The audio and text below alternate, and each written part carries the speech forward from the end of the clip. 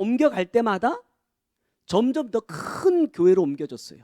뭐 2배, 3배 이렇게 큰 교회로 옮겨가는 것이 나는 복이라고 생각했어요. 야, 이렇게 점점 몇십 명, 몇백 명, 몇천 명 모이는 교회를 계속해서 이렇게 가다 보면 나중에는 어떻게 해도 몇만 명 되는 교회로도 갈 수 있겠구나. 이 큰 교회에서 내가 경험을 쌓고 나면 저희들 목사의 세계에서는 그랬어요. 점점점 인서울을 향해서 올라가다 보면 나중에 인서울 딱 하고 나면 뭐가 될 수 있어요? 나중에 청빙 받을 때 지방에 있는 교회라 해도 큰 교회 담임으로는 갈 수 있겠다. 왜? 점점점 올라가고 있었거든요. 아, 이런 게 복이겠구나. 이런 게 하나님께서 나와 함께 하고 있다라는 증거겠구나라고 생각하면서 살아왔어요. 언제까지? 이 말씀 만나기 전까지. 그런데 오늘 본문을 보면 하나님께서 아브라함에게 큰 복을 주겠다고 말씀하시면서 내 씨가 크게 번성하여 하늘의 별과 같고 바닷가의 모래와 같게 하겠다라고 말씀하십니다. 이게 무슨 말씀일까? 이미 우리에게 여러 차례 주셨던 말씀이기 때문에 그 말씀을 기본적으로 해서 말씀을 간략하게 한번 풀어보면, 첫 번째 하늘의 별과 같다라는 이 말씀을 저는 이 창세기 1장의 말씀과 한번 비교해 봤어요. 창세기 1장 16절에 하늘의 별이 처음 등장합니다. 하나님께서 두 큰 광명체를 만드사 큰 광명체로 낮을 주관하게 하시고 작은 광명체로 밤을 주관하게 하시며 또 큰 별을 만드시고 그래요. 말씀을 잘 보면 만드는 순서가 정해져 있어요. 그런데 두 광명체를 먼저 만드신 후에 그리고 별을 나중에 만드십니다. 우리가 아는 것처럼 해는 뭐예요? 하나님의 말씀, 달은 삶이고 별은 뭡니까? 열매다. 탁탁 이게 답이 나오죠. 자, 별은 열매라 이렇게 말씀하셨어요. 저는 이 아브라함에게 해주신 내 씨가 크게 번성하여 하늘의 별과 같고 라는 이 말씀, 이 별은 하늘에 둘 수 있는 열매를 말하는 거예요. 그렇다고 한다면 저는 이 말씀을 이렇게 이해했어요. 아브라함처럼 살면 너도 뭐가 될 수 있다? 하늘의 별이 될 수 있어. 아브라함의 씨가 하늘의 별과 같을 수 있는 비결이 뭐냐면, 오늘 보면 18절의 말씀 보니까 네가 나의 말을 준행하였음이니라 이렇게 말해요. 목사의 입장에서 보니까 가장 두려운 것 중에 하나는 내가 정말 구원을 향한 길로 가고 있느냐라는 거예요.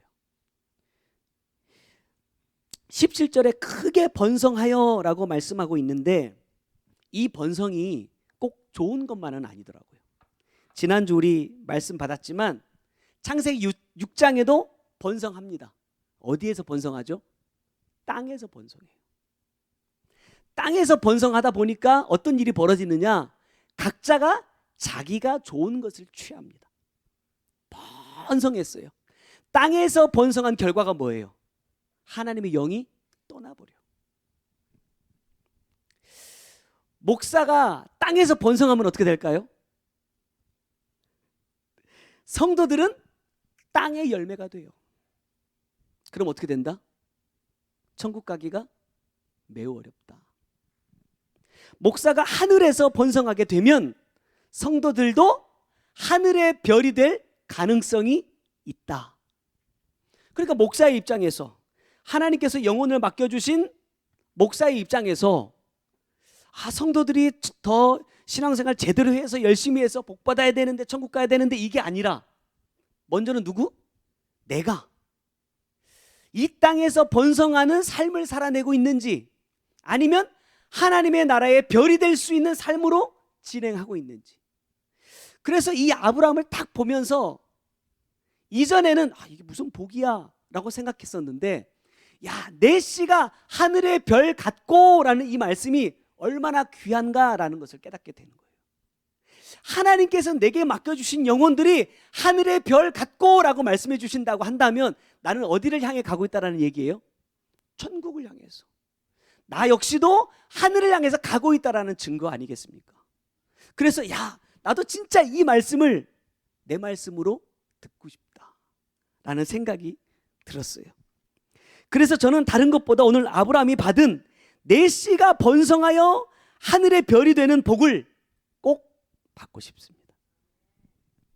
하늘의 별은 하늘에 쌓아둘 수 있는 열매를 말하고 더 정확히 말하면 영의 생명을 말합니다. 하나님은 아브라함에게 내 자손이 하늘에 쌓아둘 수 있는 영의 생명이 되도록 해주겠다 약속해 주게 계시는데, 우리는 다른 것으로 번성하지 말고 꼭 하늘에 쌓을 수 있는 영의 생명으로 번성하기를 바랍니다. 그러려면 어떻게 해야 돼요? 아까도 말씀드렸지만 아브라함이 이제 후처를 얻어요. 그래서 자녀들을 낳는데 이 후처를 통해서 낳은 자녀들을 보니까 하나님이 말씀하시는 아브라함의 씨가 그 안에 없더라고요. 아브라함의 후처인 그두라라는 이 사람의 이름의 의미를 보니까 향기로운 연기를 낸다라는 뜻이에요. 하나님 앞에 제사를 드리면 뭘 올려드리죠? 연기를 올려드려요.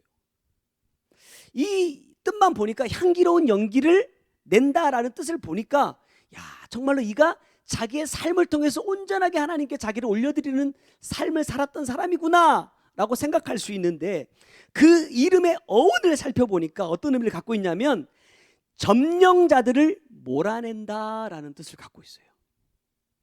저는 이 말씀을 어떻게 받았냐면 내 안에 주인된 것들을 몰아내고 내가 뭐가 된다? 주인이 된다.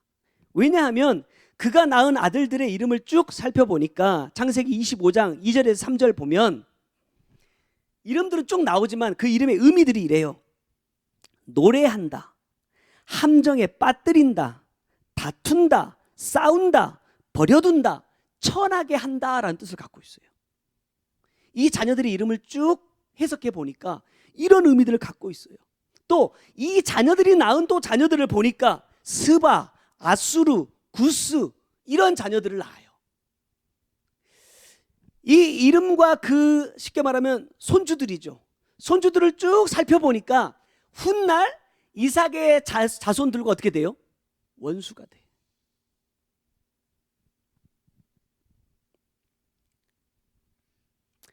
우리가 내 안에 생명이 아닌 것을 아끼고 과감하게 내보내지 않으면 어떻게 돼요? 생명이 아닌 이것들이 내 안에 생명으로 자리 잡고 있는 것들을 어떻게 돼요? 몰아내요. 그리고 자기들이 주인 행세합니다. 아브라함의 입장에서는 100세의 이삭을 낳았지만 이 자녀들은 더 늙어서 낳은 자식들이에요. 마음이 아플까요? 안 아플까요? 부모의 입장으로 따져본다면 자식 중에 누구 하나 안 아픈 손가락이 있겠습니까?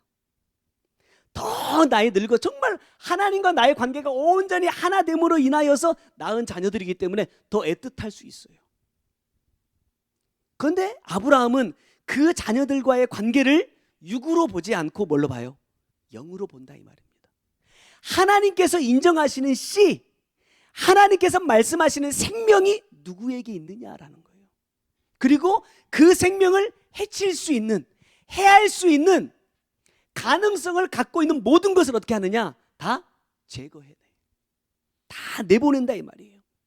내 씨가 하늘의 별과 같이 번성하기를 원한다면 뭐 해야 된다? 내 안에 있는, 정말로 내 안에서 진정한 주인이 되셔야 될 예수 그리스도를 내 안에서 내몰고 있는, 내 안에서 생명이 없으면서도 주인 행세하고 있는 것들을 어떻게 하자? 내보내자. 이 작업이 되지 않으면 내 씨는 결코 하늘의 별이 될 수 없다는 거예요. 근데 쉬워요, 어려워요? 참 어렵더라고요. 제가 참 행복하고 기쁘게 시간을 보내고 있었어요. 월요일 날 저녁에 전화가 와서 목사님 수요일 날 오전에 말씀 나눌 수 있겠습니까? 네, 대답했어요. 야, 이제부터 기도하면서 준비해야겠다. 근데 그때부터 마음이 상하더라고. 어제 하루 종일 교회가 있었거든요. 아침부터 저녁까지 하루 종일 교회가 있었는데 말씀 준비가 안 돼요. 왜? 내가 마음이 상하니까. 그래서 오전부터 앉아가지고 하나님 왜 이런 사람한테 또 이런 기회를 주셨습니까? 이러면서 또 회개하고 기도하고, 왜 내가 하나님께서 맡겨주신 어떤 일을 하려고만 하면 이렇게 내 마음을 뒤트는 일들이 생길까? 왜 이런 문제들이 생길까? 왜 그래요? 내 안에 그것이 있기 때문에. 원리는 너무나 많이 들어서 빠삭하게 잘 알고 있지만 뭐 하지 못해요? 내보내지 못했어. 이게 죄라는 건 알고는 있어. 빼내야 된다는 것까지도 알고는 있어. 근데 정작 뭘 못한다? 빼내는 것을 못하더라 이 말이야. 왜? 아프니까, 힘드니까. 그러나 아브라함은 그 일을 감당했다는 거예요. 어떤 의미에서 보면 야, 이삭도 드렸으니까 그 다음은 쉽지라고 생각하겠지만 안 그렇더라고요. 왜? 그 하나하나가 다 내 생명을 갖고 있는 자녀들이기 때문에 누구 하나 쉬운 자식이 없어요. 그러나 그가 할 수 있었던 것은 오직 뭐예요? 하나님의 뜻을 이루고자 하는 것에 자기의 인생의 목표가 정해져 있기 때문에 과감하게 내보낼 수 있었다. 오늘 저와 여러분에게도 이 하나님의 은혜가 임하기를 주님의 이름으로 부탁드립니다. 두 번째는 뭐냐? 바닷가의 모래예요. 저는 이 부분도 창세기 1장 9절의 말씀에서 한번 찾아보았습니다. 1장 9절에 보니까 하나님이 이르시되 천하의 물이 한 곳으로 모이고 묻이 드러나라 하시니 그대로 되니라 그랬어요. 땅은 육의 것을 말합니다. 물과 땅을 같은 맥락으로 봤을 때 땅은 물이 한 곳으로 모일 때 드러납니다. 그럼 이게 왜 복이냐? 정확하게 말하면 이 묻이라는 이 단어는 마른 땅을 의미합니다. 적셔져 있는 땅이 아니라 마른 땅을 의미해요. 물이 한 곳으로 모이고 드러난 땅에서 창세기 1장 11절에서 12절 말씀 보면 하나님이 이르시되 땅은 풀과 씨 맺는 채소와 각기 종류대로 씨 가진 열매 맺는 나무를 내라 하시니 그대로 되어 땅이 풀과 각기 종류대로 씨 맺는 채소와 각기 종류대로 씨 가진 열매를 맺는 나무를 내니 하나님이 보시기에 좋았더라 그래요. 왜 반드시 땅이 말라야 하느냐? 씨 가진 채소와 나무의 열매들이 자라야 하기 때문이라 말씀합니다. 왜 바닷가의 모래가 아브라함에게 있어 또 나에게 있어서 축복의 말씀이냐? 우리가 노아의 홍수 심판을 보면서 노아가 언제 배에서 내려오죠? 지면에 물이 마른 후에. 그리고 가장 먼저 뭐예요? 포도나무를 심죠. 저는 이렇게 생각해 보았어요. 비록 우리가 이 땅에 살고 있지만 이 땅이 원하는 열매를 맺지 않고 하나님이 보시기에 좋은 씨 가진 채소와 열매를 맺으려면 어떻게 해야 되느냐? 내 안에 선과 악이 나누어져야 된다. 물이 덮고 있다가 한 곳으로 비켜나면서 묻이 드러납니다. 우리가 말씀을 받으면 뭘 깨닫죠? 죄를 깨닫게 돼요. 이게 죄였구나. 이게 잘못된 거였구나. 돌이켜야지. 어떻게 해야 되는 거예요? 그 땅이 다 마를 때까지 뭐 해야 돼요? 기다려요. 그리고 마른 뒤에 어떻게 해야 됩니까? 그 땅을 경작하는 거예요.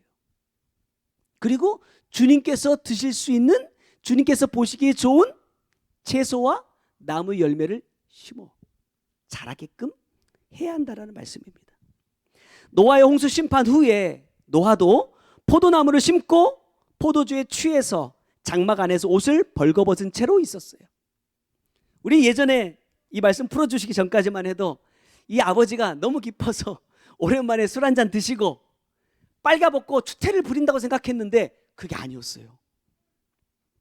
심판 뒤에 진정한 회개의 삶으로 성령에 취해서 죄의 옷을 벗고 하나님 앞에 숨김없이 감춤없이 그대로 자기의 모든 것을 드러내는 이 사람이 뭐예요? 진짜 신앙인이더라고요. 그렇다면 오늘 아브라함에게 바닷가에 모래와 같은 씨를 주신다는 것은 단순히 이 땅에서 부유하게 되고 이름을 떠친다는 말이 아니라 이 땅에 사는 동안에도 하나님께서 기뻐하시는 씨 가진 열매를 맺는 삶으로 이끌어 주신다라는 그런 뜻이라는 거예요. 이 말씀은 좀 더 넓은 의미에서 우리가 주님이 기뻐하시는 열매를 맺기만 하면 육의 필요도 채워주신다라는 거예요. 여러분, 육의 것 안 필요한 거 아니잖아요. 진짜 필요하죠. 그런데 내가 이 육의 것을 목적으로 사는 것이 아니라 내가 하나님의 말씀대로 진행할 때 내 육에 필요한 것들을 주님께서 채워주신다는 거예요. 안 구해도 된대요. 이게 좀 더 멋지지 않아요? 솔직하게. 하나님, 이번 달 어떻게 살아야 돼요? 물론 이런 기도도 하게 하실 때도 있겠지만 이런 것을 염려하고 근심하면서 기도하는 것보다 하나님, 그냥 내 삶을 주님께 다 맡깁니다. 어떻게 하면 내가 주님 앞에 더 올바르게 쓰임받을 수 있겠습니까? 이 물질의 연단, 사람으로 인한 이 시험들을 내가 어떻게 인간의 방법이 아니라 하나님의 방법으로 이겨나갈 수 있겠습니까? 라고 기도하는 것이 제가 생각할 때도 더 멋진 것 같아요.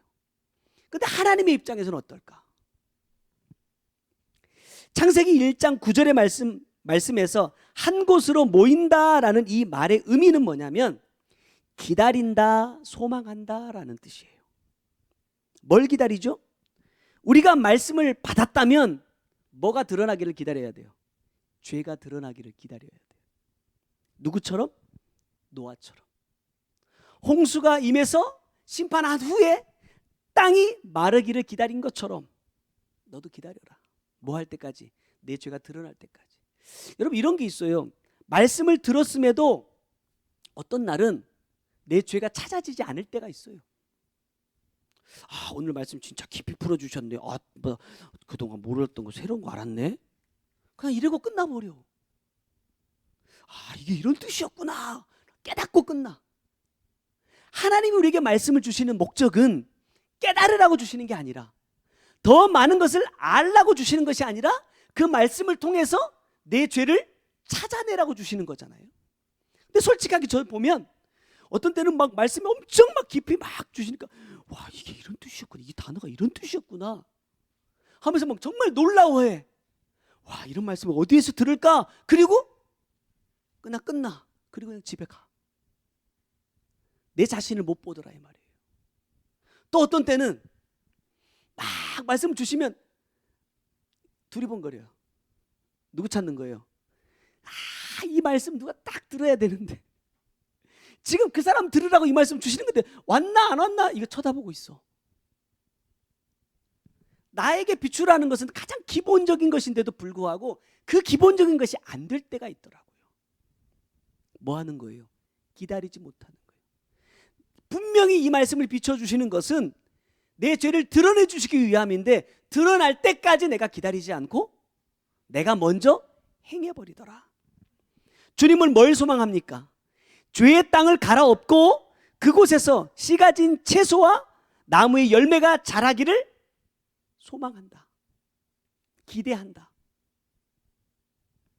분명히 하나님께서 이 귀한 말씀을 우리 가운데 주시는 목적이 있을 텐데, 그 이유들이 이 아브라함을 통해서 살펴보면 그냥 이 말씀 듣고 내 죄만 찾는 것이 목적이 아니라 반드시 내 심령 가운데 주님이 보시기에 아름다운 것들이 자라나야 된다는 거예요.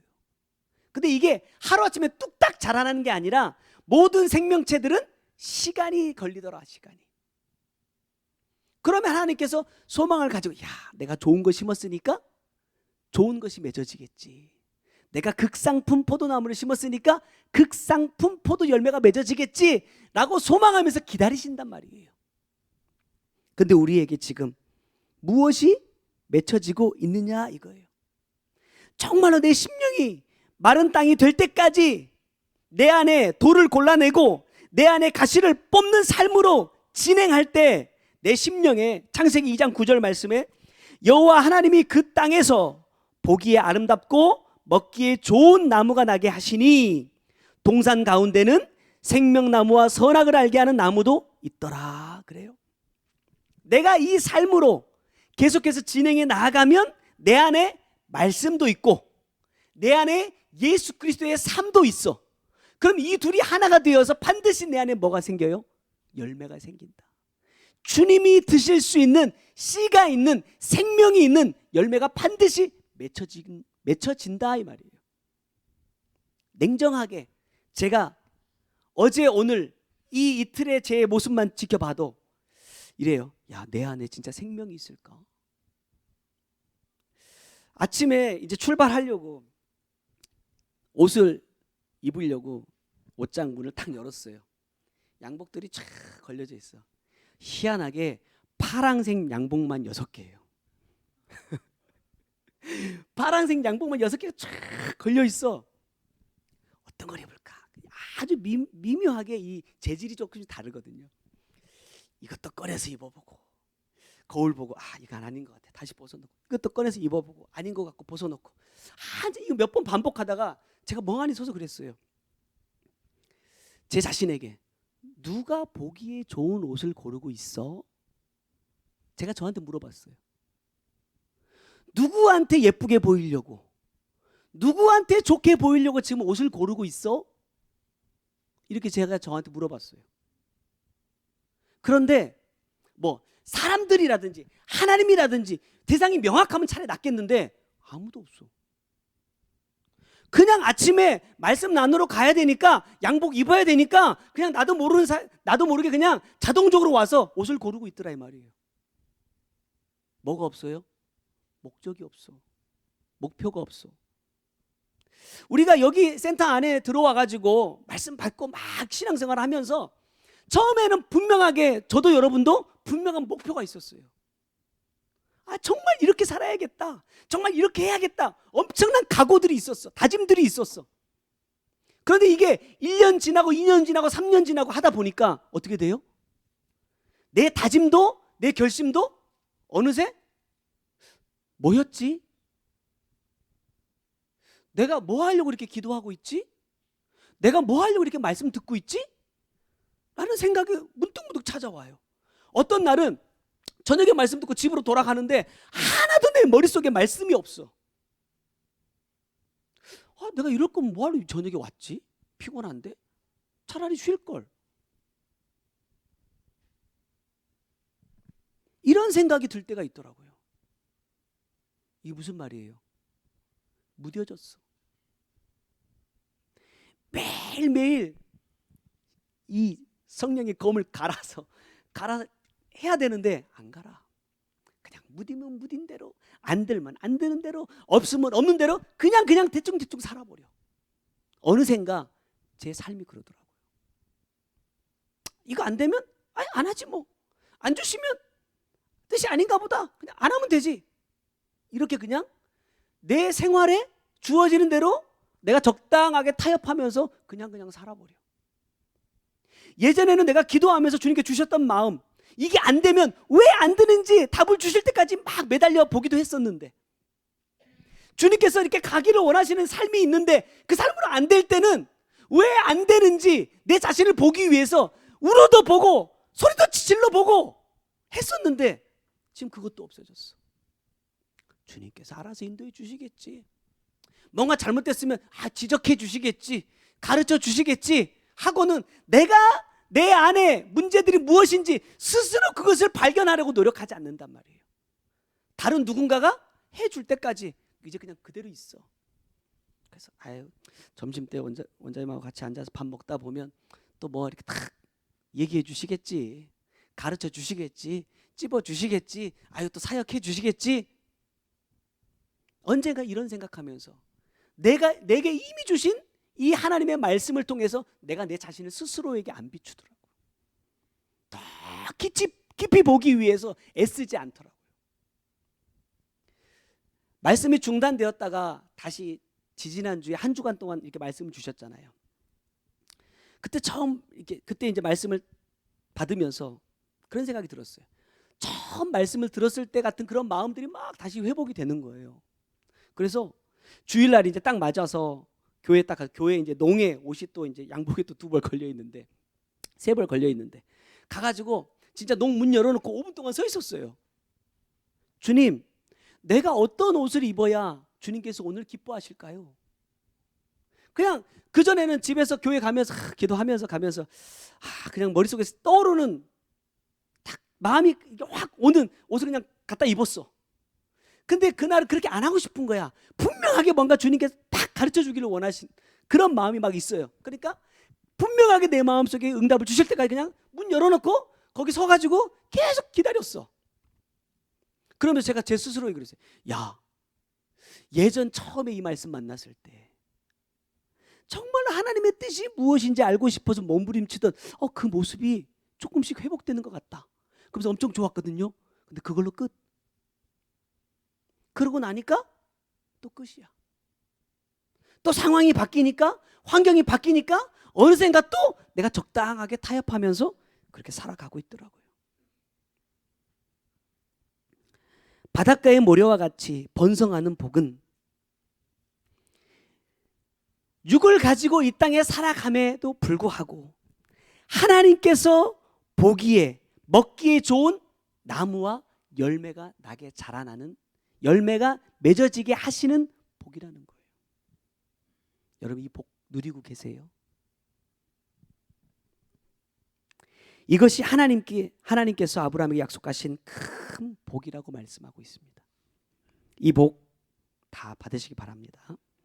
그런데 오늘 말씀의 결론은 이제 이거예요. 왜 하나님께서 아브라함에게 이 복을 주셨느냐 하는 겁니다. 아브라함이 이 복을 받을 수 있었던 이유는 18절에 네가 나의 말을 준행하였음이니라 그래요. 하나님께서 말씀하신 그대로 행하였기 때문에 네가 이 복을 받는 거야 라고 말씀하시는데, 그럼 이 복을 주시는 이유가 뭐냐라는 거죠. 같은 18절 말씀에 뭐라고 말씀하세요? 내 씨로 말미암아 천하 만민이 복을 받으리니 그래요. 하나님께서 아브라함에게 하늘의 별과 바닷가의 모래의 복을 말씀하신 이유는 아브라함과 너네만 잘 먹고 잘 살아라 하신 것이 아니라 천하 만민이 복을 받게 하기 위함이다 라고 말씀하십니다. 이 말씀 덕분에 지금 저와 여러분이 이 회개와 천국 복음을 만난 거예요. 그렇다면 이 아브라함의 씨를 받은 우리에게도 주님은 동일한 약속을 하고 계시고 동일한 목적을 가지고 이 복을 주고자 하신다라는 말씀이에요. 내 안에 이 씨가 있다면, 내 안에 이 생명이 있다면 하나님 우리에게도 똑같이 18절의 말씀을 하신다는 거예요. 야, 내가 너를 통해서 천하 만민이 복을 받게 하고 싶어. 아주 쉽게. 그러려면 어떻게 해야 돼요? 내가 복을 받은 자여야 되지. 그런데 아브라함을 비롯해서 이삭과 야곱만 봐도 이 복이 흘러가도록 하기 위한 삶이 쉽지 않다. 저는 이러한 삶을 살기 위해서 우리에게 필요한 것이 뭐냐? 19절 말씀에 이에 아브라함이 그의 종들에게로 돌아가서 함께 떠나 브엘세바에 이르러 거기 거주하였더라 그래요. 브엘세바는 아브라함이 이삭을 바치라 하는 명령을 받은 곳입니다.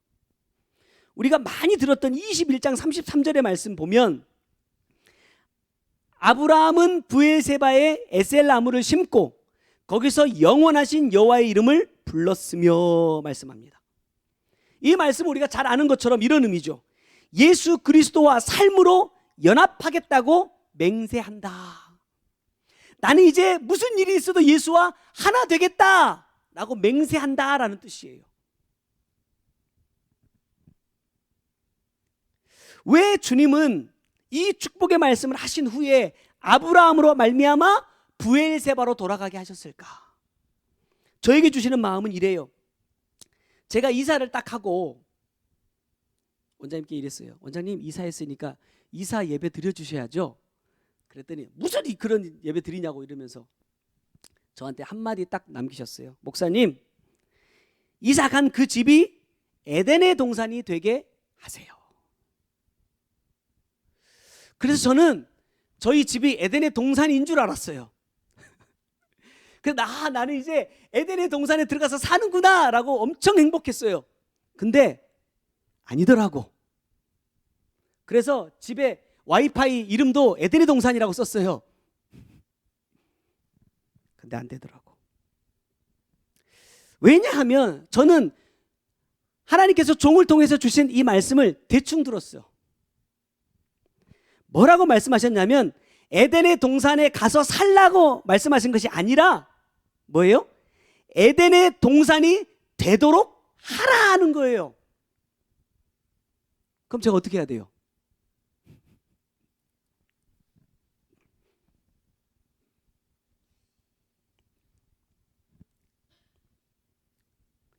예수와 삶으로 연합한다는 것은 주님과 내가 함께 하니까 어떤 어려움이 닥쳐와도 이겨지고 넘어가지는 게 아니라는 거예요. 예수와 함께하는 하나 되는 삶은 그 예수 그리스도가 내 안에서 계속해서 자라가실 수 있도록 다른 것들이 내 안에서 예수의 자리를 빼앗지 못하게 하는 거예요. 아담에게 주신 말씀도 그렇고 아브라함에게 주신 말씀도 그렇고 오늘 우리에게 주신 말씀도 그렇고 뭐 해야 돼요? 결국에는 경작하는 거예요. 혹시 내 심령 속에 돌이 있어서 하나님이 내게 뿌려주신 씨가 뿌리를 내리지 못하고 죽어버린다면 안 되니까 돌을 파내야 되고, 가시들 때문에 얘가 자라다가 기운에 눌려가지고 더 자라지 못할까 하니까 그 가시도 걷어내야 되고. 제가 결혼하고 신혼 때 전라남도 해남에서 한 1년 반 정도 살았는데 거기 사택 옆에 이제 조그마한 텃밭이 있었어요.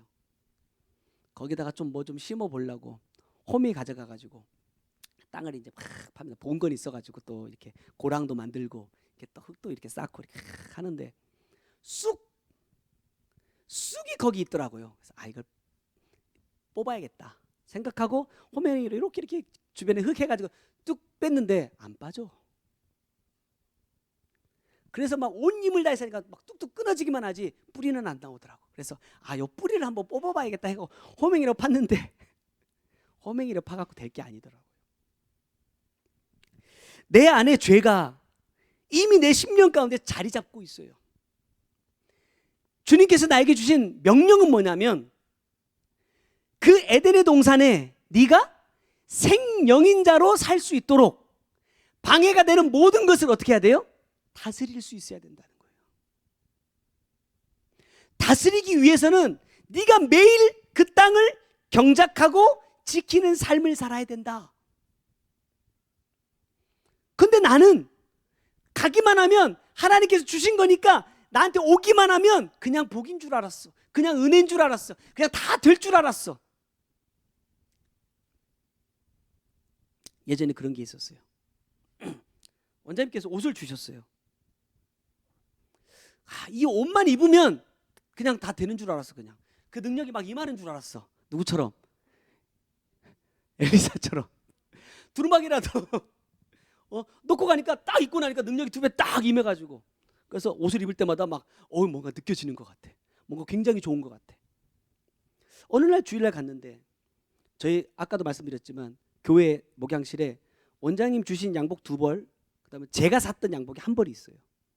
근데 요건 거의 입을 일이 없어요.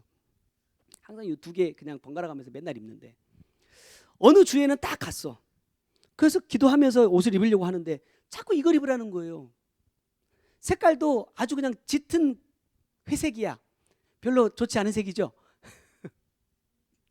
그래서 그냥 제껴놓은 건데 이 옷은 그냥 안 입는 옷이야 이렇게 딱 제껴놨는데 자꾸 그 옷을 입으라는 마음을 주시는 거예요. 이상하다. 내가 생각할 때는 주의 종을 통해서 주신 이 옷을 입어야 하나님께 더 잡아주실 것 같은데, 물론 그런 것도 분명히 있어요. 분명히 있지만 주님께서 그날은 그 생각들을 뭔가를 제가 고정적으로 되어 있던 이 생각들을 깨기를 원하셨던 것 같아. 그거 말고 자꾸 이걸 입으라는 거야. 그래서 몇 번 기도하고 다시 묻고 하다가 그 옷을 입었어요. 그런데 제가 느끼기에, 성도들은 어떻게 느꼈는지 모르겠지만 제가 느끼기에 그 옷을 입었음에도 불구하고 하나님께서 굉장히 많이 날 잡아주셨다. 저는 그렇게 느꼈어요. 그러면서 그래. 희한하다. 왜 이 옷을 입었는데도 그러지? 그거는 왜 그래요? 하나님께서 말씀하신 대로 행했기 때문이 아닐까라는 생각을 해봤어요.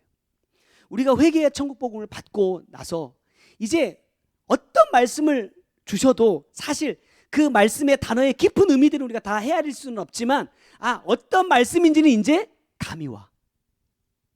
결국 뭐예요? 말씀과 삶과 열매요. 요거 세 개만 딱 갖다 대면 모든 말씀이 다 해결돼 버려. 근데 정작 중요한 건 뭐냐면 내 삶이 이 기본적인 공식이 대입이 안 돼. 말씀이 내게 오면 자동적으로 뭐가 같이 와야 돼요? 두 광명체가 같이 창조된 것처럼 말씀이 비춰지면 바로 나도 뭐가 돼야 돼요? 삶이 바로 따라가야 돼. 그런데 말씀을 받았음에도 불구하고 안 따라가죠.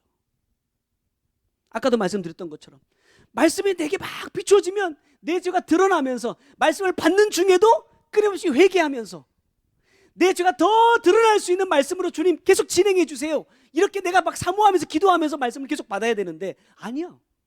어떤 때는 그 말씀이 선포되고 있는 중에도 나도 졸 때가 있었어요. 나도 눈 잠깐 감고 있었는데 돼지가 2번으로 넘어가 버린 적도 있어. 뭐였지?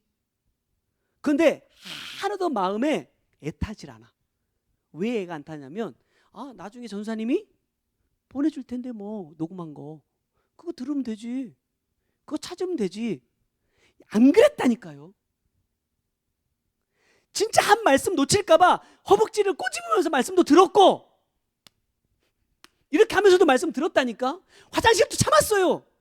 막 터질 것 같아도 주님 이 소변 좀 없애주세요 이렇게 막 기도하면서.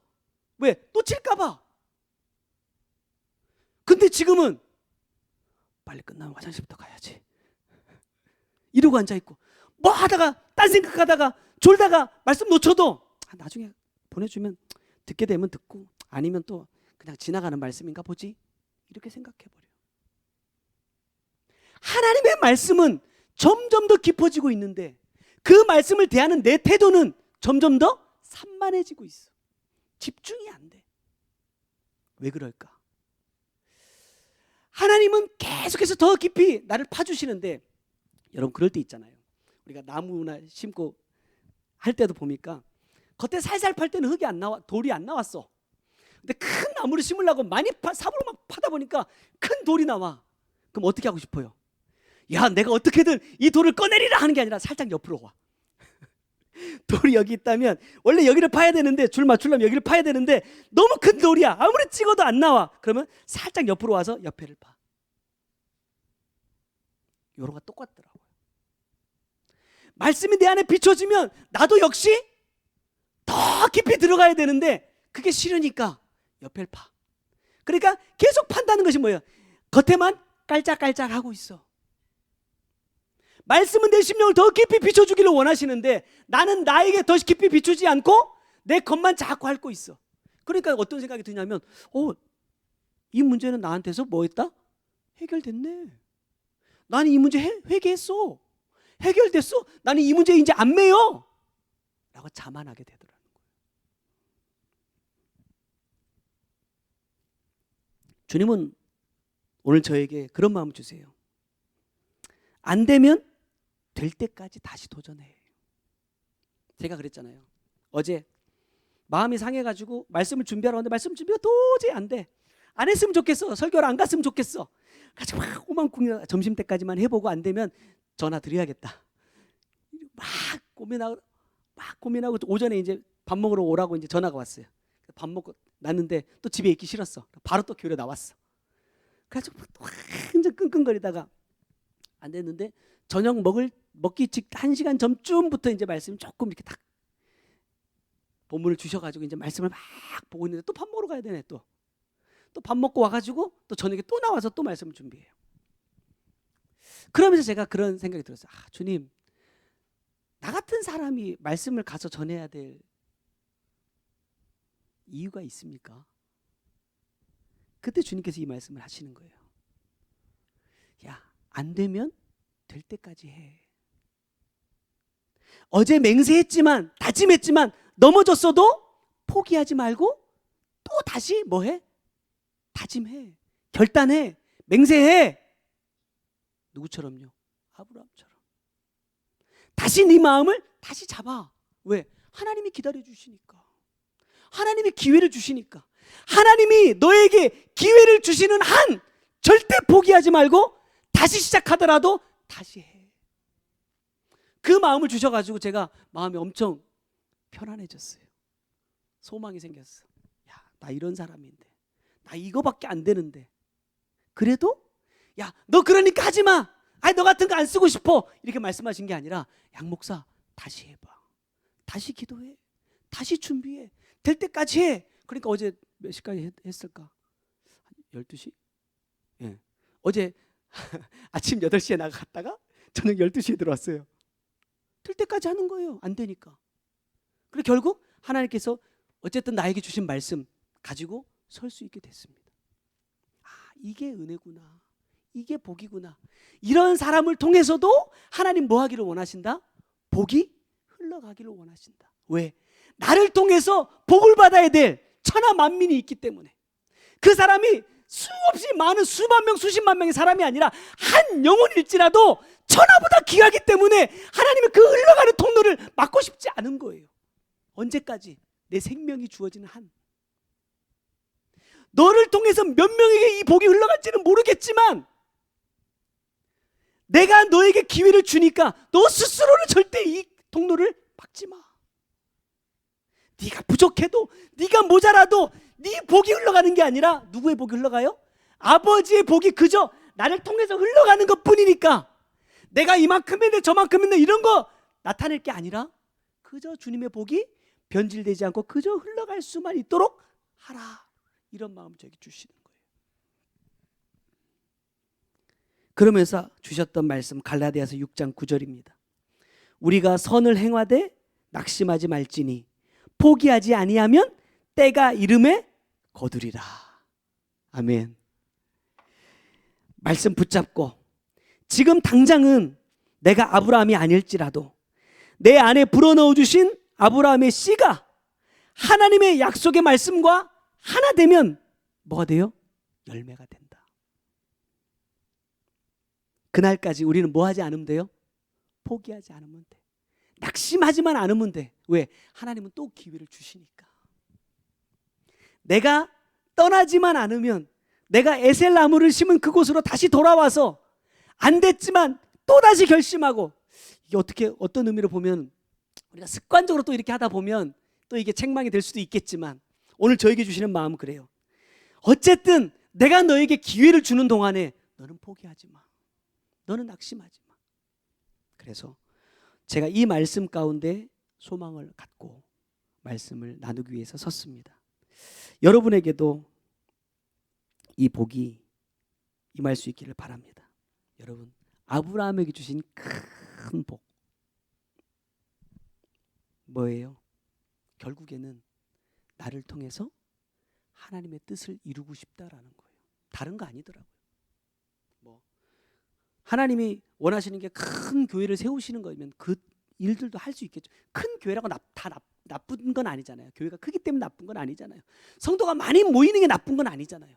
그러나 큰 교회를 주셨을 때, 많은 성도를 붙여주셨을 때 하나님의 말씀대로 같이 가기만 하면 아무 문제 없어요. 아브라함이나 이삭이나 야곱 같은 사람들 물질 많았어요. 그런데 그것 때문에 죄 짓지 않고 주님께서 원하시는 대로 가니까 하나님 더 주시더라 이 말이에요. 오늘 저와 여러분에게도 언젠가는 우리를 통하여 천하 만민이 복을 받게 될 줄로 믿고 오늘도 하늘의 별과 같고 바다의 모래와 같이 번성하는 큰 복을 우리 모두가 받아 누리기를 주님의 이름으로 축원합니다. 기도하겠습니다. 사랑의 주님, 감사합니다. 내게 무슨 의의가 있어서, 내게 어떤 열매가 있어서 주님께서 날 택하시고 은혜를 주시는지 저는 도무지 알 길이 없습니다. 그러나 감당할 수 없는 은혜가 내게 임한 것은 하나님께서 주신 씨를 크게 번성케 한 아브라함이 하나님께 큰 복을 받은 사람이었기에 내게도 기회가 주어졌음을 말씀을 통해서 깨닫게 하심을 감사합니다. 또한 오늘 우리에게도 아브라함과 같은 큰 복을 주시고 동시에 내 씨로 말미암아 천하 만민이 복을 받게 하리라 하시는 사명을 주신 줄로 믿습니다. 우리에게 주신 이 말씀, 오늘 내게 주신 생명의 말씀으로 받고 나도 이 말씀을 이루는 자로 살기를 소망합니다. 아브라함처럼 내가 나의 말을 준행하였음이니라 하신 말씀을 들을 수 있도록 우리도 각자에게 주어진 삶의 자리에서 오늘 내게 주신 말씀을 준행하는 자가 되기를 원합니다. 그리하여 나는 물론이거니와 나에게 맡겨주신 한 영혼 한 영혼이 하나님께 복을 받는 자들이 될 수 있도록 나로 인하여 끊기는 것이 아니라 하늘의 별 같고 바다의 모래와 같은 큰 복이 계속해서 흘러가게 하는 자가 될 수 있도록 주님 이끌어 주시옵소서. 이 사명을 다 이룰 때까지 낙심하지 않고 포기하지 않는 우리가 될 수 있도록 역사하여 주옵소서. 예수님 이름으로 기도드렸습니다. 아멘.